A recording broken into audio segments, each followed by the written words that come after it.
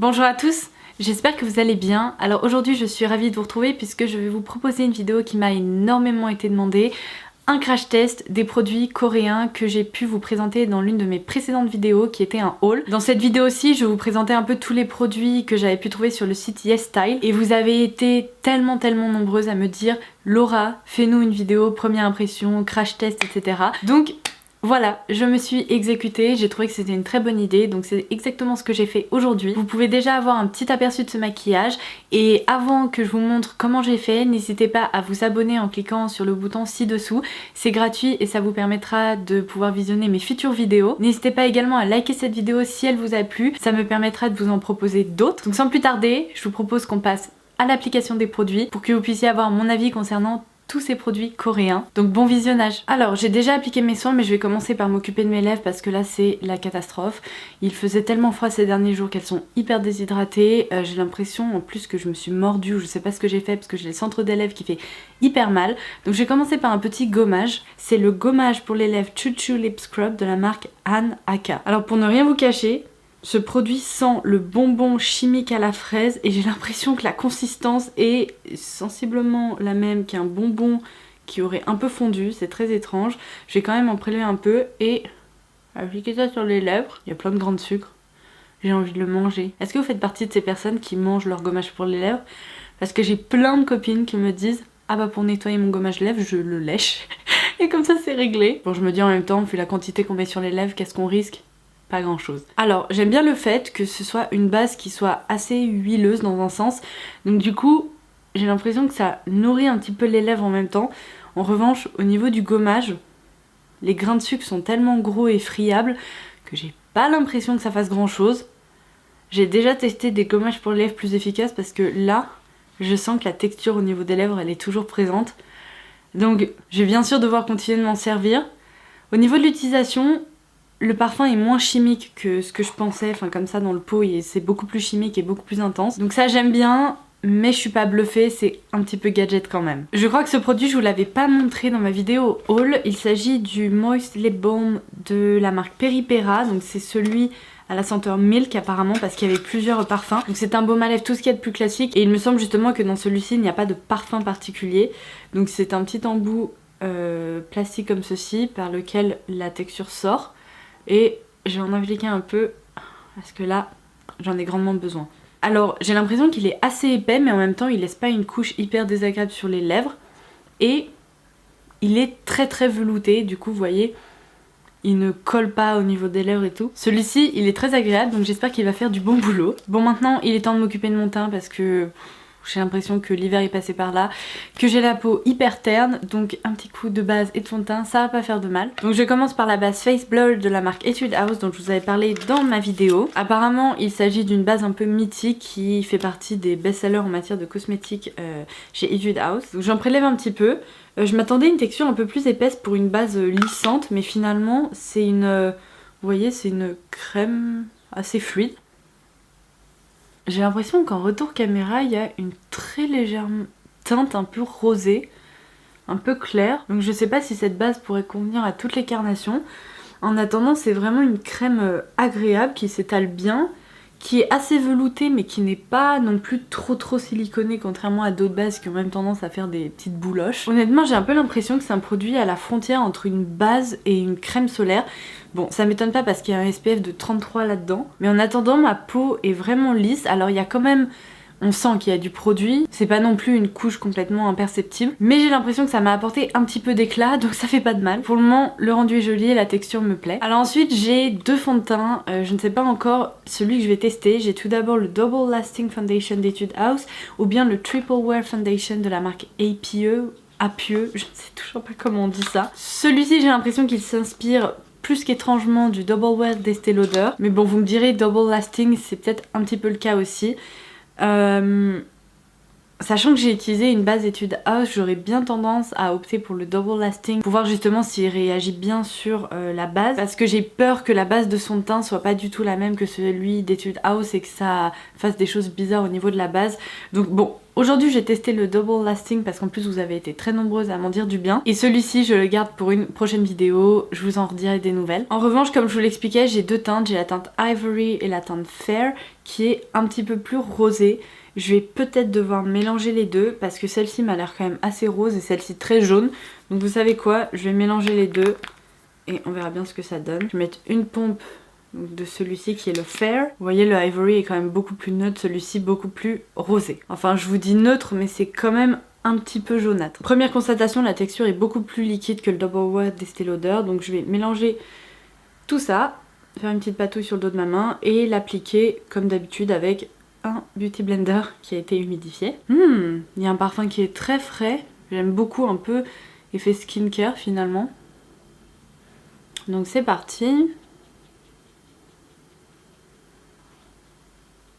Oh, Madone, vous faites la course? En termes de teinte, c'est presque un chouïa trop clair pour moi. Je vais peut-être rajouter un petit peu du Ivory qui est un peu jaune parce que là j'ai l'impression d'être très très blanche. Alors ce que je peux vous dire c'est que c'est un fond de teint qui est satiné, c'est-à-dire qu'en fait le rendu est plutôt mat mais on voit qu'il laisse quand même de l'éclat au niveau de la peau. Donc ça c'est plutôt sympa.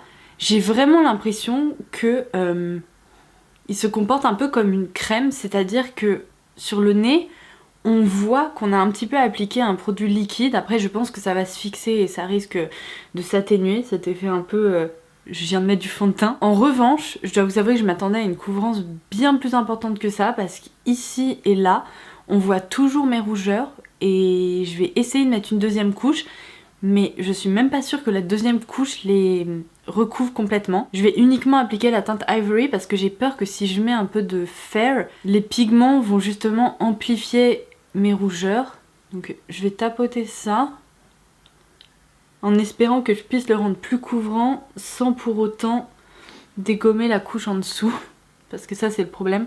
Certains fonds de teint, on a du mal à augmenter leur couvrance en fait. Bon par contre il n'y a pas à dire, à l'éponge la texture se fond vraiment très bien sur la peau. Ça fait pas de traces ou je sais pas quoi. Et bien vous voyez j'ai parlé trop vite parce qu'avec la deuxième couche mes rougeurs ont quasiment disparu. Honnêtement, on les aperçoit presque plus, donc c'est nickel. Bon, à noter, pour moi qui apprécie les couvrances moyennes à fortes, avec ce fond de teint, il me faut 2 couches. Mais honnêtement, le rendu des 2 couches me plaît beaucoup beaucoup. Ça reste très frais, très lumineux, sans pour autant avoir d'effet glowy ou un peu collant. Le fond de teint reste quand même assez léger, là je sens qu'il est encore un peu humide. Mais du coup, je vais le laisser poser 5 petites minutes avant de passer à l'anti-cerne, etc.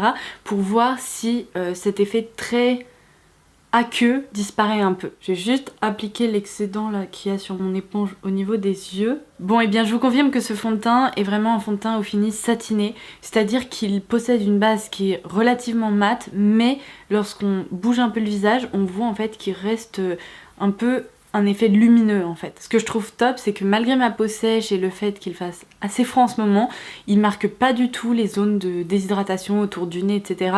Là où beaucoup de fonds de teint ont tendance à marquer. Donc ça c'est quand même un très bon point. Je vais passer à l'application de l'anti-cerne. Aujourd'hui j'ai envie de tester celui-ci, c'est le Cover Perfection Tip Concealer de la marque The Sim. De Saem. Bon sang, mais vous avez été plusieurs à me dire ça se prononce comme ça et j'ai déjà oublié. Donc j'irai refaire un petit tour dans vos commentaires pour essayer de me souvenir comment se prononce cette marque. Mais il n'empêche que c'est le premier anti-cerne que je vois avec un SPF de 28. Généralement il n'y a jamais de SPF dans les anti-cernes. Mais il me rappelle beaucoup l'anti-cerne de la marque Collection, vous savez qu'on peut trouver en Angleterre. Et que j'aimais beaucoup pendant un moment, j'en avais acheté plein de tubes. Donc allons-y, je vais en appliquer vraiment, voilà, ici au niveau des zones d'ombre. Et vous savez quoi, un petit peu sur les yeux, ça fait pas de mal pour corriger les petites ridules et les pigments qui peuvent un peu ressortir. Et je vais également utiliser mon Beauty Blender. Alors cet anti-cerne, malgré le fait qu'il soit liquide, il possède un fini super mat. Bien plus mat que le fond de teint d'ailleurs. J'ai peur que si vous avez le contour des yeux déshydraté, il soit pas idéal pour vous. Parce que là, première constatation, il est méga mat quoi. Je me demande même si on a besoin de le poudrer. Bon, idéalement il faut toujours poudrer son anti-cerne, ça permet de prolonger sa tenue. Alors pour le moment, j'adore son rendu parce que malgré le fait qu'il soit mat, il ne marque pas la zone du contour de l'œil. Il s'est parfaitement fondu avec le fond de teint sans du tout créer de démarcation, ce qui n'est pas toujours le cas avec les anti-cernes. Et en plus, sa couvrance est vraiment très bonne. Alors il file un tout petit peu ici là dans les creux de la paupière et un tout petit peu dans les ridules en dessous, rien de dramatique, mais je pense que la plupart des anti-cernes font ça. Donc je vais le fixer avec de la poudre, mais pour le moment, je le trouve très joli. Pour la poudre, comme je vous l'avais dit, j'en ai deux à tester de la marque Skin Food, une version compacte et une version poudre libre. Seulement, j'ai l'impression qu'elles n'ont pas du tout la même fonction.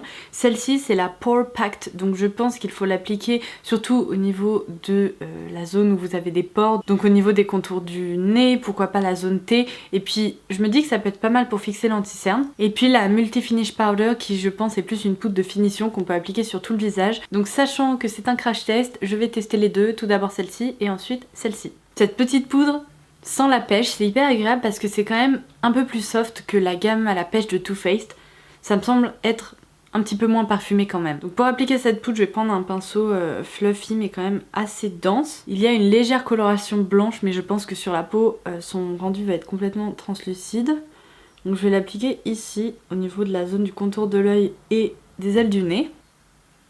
Je confirme, cette poudre a bien lissé ici mes pores et pour le coup, on ne les voit quasiment plus, donc j'adore. Là où j'ai appliqué la poudre, j'ai la peau qui est quand même très douce et pour le coup, on ressent plus du tout cet effet fond de teint, vous savez, un peu crémeux. Et elle laisse un fini qui est quand même très mat. Après, est-ce qu'elle contrôle très bien les brillances ? Je vais pas tellement pouvoir vous le dire parce que je brille quasiment jamais, mais ma première impression est très positive, ça a l'air d'être une très bonne poudre. Et je vais donc utiliser celle-ci sur le reste de mon visage. Oh là! Alors, premier problème, le tamis n'est pas fin du tout. Les trous sont presque trop gros, je viens de sortir tout ça du packaging, alors là c'est pas pratique du tout. Bon, alors attendez, je vais plutôt prélever de la poudre là dans le contenant directement parce que dans le petit capuchon, je pense que j'en ai mis bien trop. Les tamis qui sont pas suffisamment fins, c'est très chiant. Bon, je vais quand même tapoter ça un peu partout. Ça sent la pêche aussi, c'est assez agréable. Bon, même pour la refermer, c'est l'horreur parce que du coup, vous en mettez absolument partout. Je pense que ma housse de couette vient d'en profiter un petit peu aussi. Alors, je comprends le terme poudre de finition parce que contrairement à l'autre, elle ne floute pas le teint. En revanche, elle dépose un peu, si vous voulez, un effet peau de pêche, ce qui fait que vous avez le teint beaucoup plus velouté. Là, je dois vous avouer que je suis assez bluffée parce que malgré le fait que le rendu soit très mat, c'est vraiment très joli. Cette association de produits marque pas les zones de sécheresse, mais pas du tout. Là, au niveau du nez, j'ai rien du tout. Le grain de peau est affiné, la peau est franchement parfaitement unifiée. La seule chose avec cette anti-cerne, honnêtement, je pense qu'il faudrait que j'opte pour un contour des yeux plus hydratant que celui que j'ai mis ce matin parce que les ridules sont un petit peu marquées ici, presque comme si elles étaient un peu sèches. Donc là c'est le seul point honnêtement sur mon teint qui me dérange. Je vais maintenant passer aux sourcils, j'ai bien envie de tester celui-ci, c'est le Lovely Eyebrow Pencil de la marque Tony Moly, seulement il faut que j'arrive à accéder au produit parce qu'il y a une protection en plastique qui m'a l'air assez épaisse. Je vous retrouve quand j'aurai réussi. Bon, j'ai enfin réussi, mais décidément, je crois que ce crayon ne veut pas coopérer parce que la toute petite pointe là de la mine, bah, elle est partie. Donc maintenant, je me retrouve avec une mine plate. Pas très pratique pour faire ses sourcils, mais bon, je vais quand même l'essayer parce que ça a l'air d'être quelque chose. En fait, comme vous avez pu le voir dans mon haul, j'ai voulu me diriger vers des crayons à sourcils avec des sous-tons très gris parce que je trouve que c'est très joli et c'est ce qui généralement flatte le plus les sourcils. Donc je vais essayer de les maquiller avec ce truc là, on va voir si ça fonctionne. La matière m'a l'air un poil épaisse. Je préfère les textures un petit peu plus sèches. Vous voyez là quand même ça marque beaucoup hein, je trouve. Bon, je vais passer un coup de goupillon. Bon, c'est définitivement plus foncé que ce que je porte habituellement. En plus, pour être tout à fait honnête, je vois pas trop les sous-tons gris. Pour moi, ça c'est un marron moyen, même peut-être un petit peu foncé. Bon, avec le reste de mon maquillage, ça va passer, mais définitivement, ce crayon, je m'attendais à 1000 fois mieux. Mais je trouve que la texture est un peu épaisse. Trop cireuse en fait, enfin... J'ai du mal à vous l'expliquer. Mais regardez, en fait, il faut vraiment faire hyper gaffe parce que le moindre coup dépose une quantité de pigments. Mais j'ai jamais vu ça, mais... C'est vraiment pas très pratique. Heureusement que j'ai pris d'autres crayons à sourcils à tester. Parce que celui-là, j'ai l'impression que je vais pas vraiment l'adorer. Je vous en parlerai, mais j'en ai un de la marque Eclipse, j'en ai un autre de la marque APE. J'espère que ceux-là seront plus satisfaisants parce que là je dois vous avouer que j'aime pas trop le rendu de ce produit. Hein. Déjà, il fait des sourcils hyper foncés. Non mais attendez, ça c'est quand même le grey brown quoi. C'est censé être une teinte un peu universelle et pas trop foncée, mais alors là c'est tout le contraire quoi. Je suis désolée, hein, mais c'est pas du grey brown, hein. C'est du marron moyen, tout ce qu'il y a de plus classique. Et je vois même des sous-tons très légèrement rouges. Donc non. Si vous cherchez un crayon à sourcils marron avec des sous-tons gris, eh bien passez votre tour sur le Tony Moly, ça ne va pas du tout. Bon, alors malheureusement, comme vous avez pu le voir dans mon haul, je n'ai pas vraiment opté pour de poudre contouring, de blush, d'highlighter, etc. Une prochaine fois peut-être. D'ailleurs, ça pourrait être un épisode 2 crash test de produits coréens. Donc je vais utiliser mes produits habituels. Pour le contouring, je vais utiliser le Contour Kit d'Anastasia Beverly Hills avec cette teinte-ci que j'adore. Pour le blush, j'ai sorti le California de Benefit parce que ça faisait 1000 ans que je m'en étais pas servi. Donc ça me permettra d'apporter un peu d'éclat, un peu pêche. Et pour l'highlighter, je vais appliquer le Laura Geller dans la teinte Charming Pink. Je vous en ai parlé très récemment sur le blog. Je vous ai proposé une revue détaillée avec des photos de son rendu sur la peau. C'est un highlighter que j'utilise beaucoup en ce moment. Donc je vais également m'en servir aujourd'hui. Alors autant vous dire que je suis fan, mais vraiment fan de mon teint aujourd'hui. Enfin en tout cas le combo fond de teint et poudre, c'est magnifique. Enfin je pense que vous allez pouvoir le voir, mais tous mes produits pour le teint se sont hyper bien travaillés par-dessus cette base. Et j'ai l'impression que le rendu est tout aussi beau que des fonds de teint qui coûtent 30 ou 35 €, même plus quoi. Je suis choquée. Bon, mes sourcils me choquent toujours un petit peu aussi, pour tout vous dire. Donc je vais essayer de me maquiller un peu les yeux pour que ça contrebalance tout ça. Alors comme vous avez pu le voir dans ma vidéo haul, j'ai des tonnes de produits un peu lumineux et tout ça à utiliser. Par contre, je n'ai pas de palette de fard à paupières parce que pour tout vous dire, les revues des palettes sur le site n'étaient pas hyper bonne. Donc je vais utiliser la Just Peachy Matte de Too Faced juste pour apporter un petit peu de dimension au regard. Et ensuite je vais appliquer ces fards ultra lumineux comme j'aime. Ok, maintenant que j'ai une base de dégradé, je vais zoomer et appliquer les fards ultra lumineux. Alors pour commencer, je pense que je vais opter pour ce fard-ci. C'est le Eye Glitter de la marque APE. Dans la teinte numéro 1 qui est le Sparkling Snow. Donc sachant que c'est un fard à paupières liquide mais qui m'a l'air très lumineux, je vais essayer de le concentrer ici au niveau du coin interne de la paupière. Donc c'est un applicateur mousse comme ceci. Et je vais le déposer juste ici. Oh mon dieu, c'est tout mouillé. Ah, la sensation trop bizarre sur les yeux, mon dieu. Ça me rappelle un petit peu le fard à paupières liquide de chez Make Up For Ever. Seulement là la texture est quand même plus fine. Là il y a carrément des reflets roses. Je m'y attendais pas. Je pensais que ça allait être du blanc un peu frosty. Par contre la base étant un peu gélifiée, vous voyez ça se travaille quand même difficilement dans le sens où là c'est en train de se fixer. Et après, bah voilà, ça colle un peu. On peut plus le faire bouger. Donc purée, ce fard là, il faut le travailler hyper rapidement. C'est pas waouh en termes d'effet, si vous voulez, ça apporte vraiment un petit peu d'éclat, mais c'est sympa. Ensuite, eh bien écoutez, j'ai envie de tester carrément un autre produit, le Holy Deep Jewel Pot de la marque Peripera que j'ai ici dans la teinte Be Edge qui est apparemment la teinte numéro 8. Je vais vous montrer. Là en fait ce sont vraiment des pigments qui ont été pressés et d'ailleurs il y a le petit capot protecteur pour éviter que les pigments s'envolent partout. La texture a l'air très étonnante. Ah ouais, ce sont vraiment en fait des pigments comme ça qui ont été pressés. Bon, ça c'est le genre de truc que j'adore. À l'époque, je vous parlais beaucoup des Ice to Kill d'Armani. J'ai l'impression que c'est sensiblement la même chose. Je vais essayer de chauffer un peu comme ça la matière de façon à ce que ça vole pas partout. Oh, cette couleur a l'air sublime. Et donc je vais l'appliquer ici en me concentrant au niveau du coin interne. Externe, pardon, pas interne. Mon dieu, réveille-toi. Bon, alors pour le coup, le contraste rose-bronze, c'est très étrange. C'est pas grave, hein, c'est une vidéo expérimentale. Vous savez quoi? Je vais presque recouvrir un peu ce truc parce que je suis vraiment pas hyper fan là du gel légèrement pailleté. C'est pas la folie. Clairement, moi j'adore ça. C'est tellement beau. Je vais utiliser un petit pinceau estompeur pour estomper un peu les bords et éviter qu'il y ait des démarcations. Mais est-ce que vous avez remarqué qu'il n'y a aucune chute, rien du tout, et que pourtant le rendu est sublime? Mais what? Ok, alors ça, mais j'adore. Je suis hyper fan. La texture est géniale en fait parce qu'elle est presque un tout petit peu humide.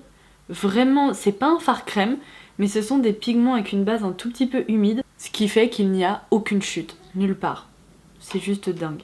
L'effet lumineux, j'espère que vous allez pouvoir le voir avec les lumières et tout, mais c'est incroyable. En vrai, c'est incroyable. Je suis hyper fan. Je crois que c'est mon produit préféré, malgré le fait que j'adore le teint. Là, c'est mon produit préféré en fait. Je vais essayer d'en appliquer un petit peu comme ça en rétine inférieure. Alors là par contre j'ai un petit peu tout foiré parce que je pense que mon doigt n'était pas assez précis. J'aurais dû faire ça avec un pinceau, no! Bon, je sais pas si vous allez pouvoir voir, il y a de très très légers reflets un petit peu dorés. Mais c'est pas grave, je vais faire avec, j'adore le rendu de ce fard. En coin interne, il me faudrait un fard un petit peu plus lumineux pour contrer cet effet très smoky. Donc je vais tester celui-ci, le Shine Fix Eyes de la marque... Mais pourquoi il n'y a jamais la marque sur ces trucs? C'est pas possible. Aritaum ou Aritom ou... Bon, je vous laisserai toutes les références en barre d'infos. Et donc ça c'est la teinte numéro 3, je vais vous montrer. Exactement le même concept avec un petit bouchon protecteur. Et voici la teinte. Alors ça va être incroyable. Je vais plutôt l'appliquer en coin interne. Ben, en termes de texture, c'est quasi la même chose. J'ai l'impression qu'il y a moins un effet pigment épais, vous voyez, c'est plus... Ça se tient plus sur le doigt, mais regardez-moi cette luminosité! La folle qui aime beaucoup trop les fards à paupières lumineux. Bon, c'est parti. Je vais l'appliquer par là. Oh mon dieu! Ok, j'ai remarqué que plus vous pressez la matière, plus il y a un effet lumineux de dingue. En plus, les deux couleurs se mélangent parfaitement. J'adore, même si j'en ai plein les doigts, j'adore. J'en applique également en coin interne comme ceci. J'aurais pu utiliser un pinceau, mais j'ai toujours peur, vous savez, qu'avec ces textures un peu effet pigment compressé, qu'il y ait des chutes partout. Déjà là au doigt, il y a quelques mini chutes. Bon, c'est quasi rien, franchement, par rapport à d'autres fards, c'est vraiment pas catastrophique. Mais du coup, je préfère quand même utiliser les doigts parce que avec la chaleur du doigt, en fait, ça permet de bien presser les pigments, d'avoir un meilleur impact couleur et... les chutes restent concentrées. Je vais dézoomer un petit peu pour que vous puissiez voir, mais regardez-moi ça quoi. C'est hyper lumineux et franchement je suis sûre qu'en vidéo ça va pas rendre justice à ces fards parce que en vrai, enfin j'essaierai de vous prendre des photos, c'est incroyablement métallique avec plein de micro paillettes. Oh, mais waouh quoi. Trop fan. Autant vous dire que ces deux petites choses, ce sont des merveilles. Absolue. Je vais comme d'habitude appliquer mon trait de liner. Alors en ce moment j'utilise le liner That's the Point Ella Fine de NYX qui possède une mine extrêmement fine, un peu effet mine de calligraphie, c'est très pratique et je pense que je vais opter pour mon mascara Monsieur Big de Lancôme. Je vous retrouve juste ensuite. Ah, et la seule chose c'est que j'ai ce petit recourbe-cils que je vous avais pas montré dans ma vidéo parce qu'en fait il y avait 2-3 produits qui étaient restés dans le colis, j'avais oublié de vous les montrer. C'est le S-Curler de Shuemura. Alors moi je dois vous avouer que je suis habituée aux recourbe-cils qui sont beaucoup plus larges en fait, mais ça m'a beaucoup intriguée quand j'ai vu ça. Donc je vais d'abord me recourber les cils avant de passer à l'application de l'eyeliner. Je dois vous avouer que cet outil est effrayant, c'est encore pire que les recourbe-cils classiques. Après en même temps c'est assez pratique parce que vous voyez il y a comme une petite protection en plastique. Bon, après j'espère que ça va pas faire des grosses traces dans le fard à paupières. Il faut s'y prendre à plusieurs reprises parce que clairement on peut pas faire la frange complète avec ça. Oh non! Ça m'a retiré un cil, j'en ai déjà pas beaucoup. Après je dois vous avouer que j'ai l'impression que ça recourbe mieux les cils qu'un recourbe-cils classique. Bon là ça m'a pas retiré de cils. En fait j'ai l'impression qu'on peut vraiment accéder grâce au fait que là il y a un boudin assez large et que le recourbe-cils soit un petit peu incurvé comme ça pour justement pas pincer la peau. J'ai l'impression qu'on peut mieux attraper les cils à la racine. Et franchement, j'ai l'impression qu'ils sont un petit peu plus recourbés que d'habitude. Donc bon, je vais voir ça avec le mascara, je vous en dis des nouvelles dans 5 minutes. Je vous confirme que ce recourbe-cils recourbe très bien les cils et même il le fait mieux que mon recourbe-cils habituel. Donc je suis ravie, honnêtement, j'attendais pas grand chose de ce petit outil qui est franchement assez étrange et finalement je suis ravie parce que moi qui ai du mal à faire apparaître mes cils habituellement, là franchement j'ai l'impression d'avoir des yeux comme ça. Sinon maintenant que je suis maquillée, j'ai l'impression que mes sourcils ça choque un peu moins. Alors clairement c'est trop foncé pour moi. Mais c'est pas si catastrophique. Le rendu me plaît toujours pas mais c'est pas si catastrophique. Je vais terminer par les lèvres parce que le dernier produit que justement j'avais oublié de vous montrer c'est le I'm a Lip Crayon de la marque Meme Box, bref, c'est dans la teinte Kylie, donc CY263. Promis, il y aura toutes les références en barre d'infos parce que sinon vraiment vous allez galérer. J'ai voulu tester parce que, si vous voulez, c'est comme un crayon avec une pointe un peu large comme ceci. Ça me rappelle vaguement les Velvet Matte Lip Pencils de NARS. Et généralement j'aime bien ce format crayon qui laisse un fini un peu matte velvet. Donc je vais appliquer ça aujourd'hui.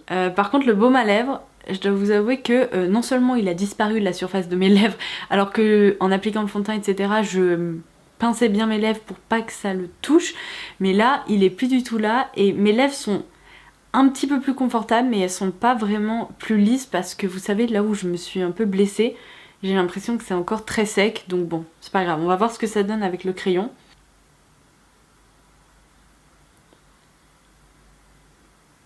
Et bien écoutez, il s'applique hyper facilement.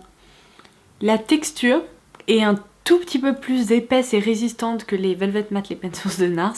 C'est un petit peu ma référence parce que j'adore ces rouges à lèvres. Mais franchement, l'opacité est au rendez-vous. La couleur est juste sublime.